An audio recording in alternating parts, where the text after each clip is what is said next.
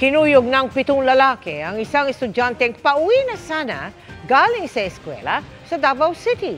Nahuli kamyan sa pagtutok ni Argil Relator ng GMA Regional TV.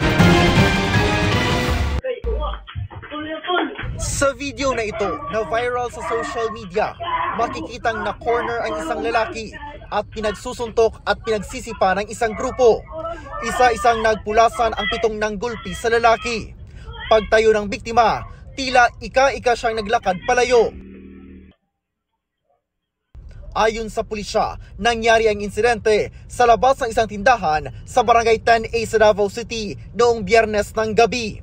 Ayon sa may-ari na hindi na humarap sa kamera, bigla silang nakarinig ng gulo sa labas at nakita nila ang pambububog sa biktima.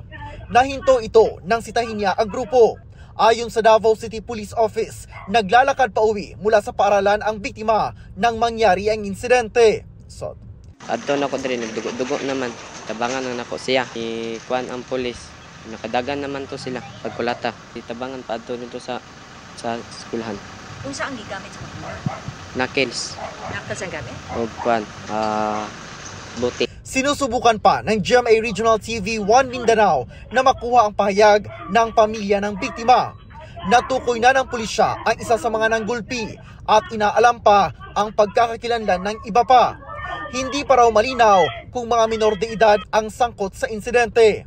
Sabi ng mga residente, madalas may nangyayaring gulo roon na mga kabataan ang sangkot. Kasagaran mang gudiri halos sa kasimana na aygoy mahitabo nga gubot. Kasagaran estudyante. Anta ka nang naay magrubing diri pirmi.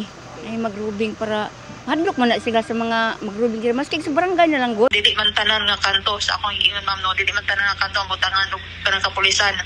Unang kailangan gyud nato ang tabang ma'am no from the barangay officials, especially sa gabi hangtod makadaon ma'am no nga tabangan mi sa pagpanronda, paggrubing sa mga areas nga naay mga reported incidents sa mga batan-on. Sinusubukan naming kunan ng pahayag ang pamunuan ng barangay kaugnay nito. Nananawagan din ang pulisya sa mga magulang na bantayan o i-monitor ang kanilang mga anak, lalo na ang mga minor de edad.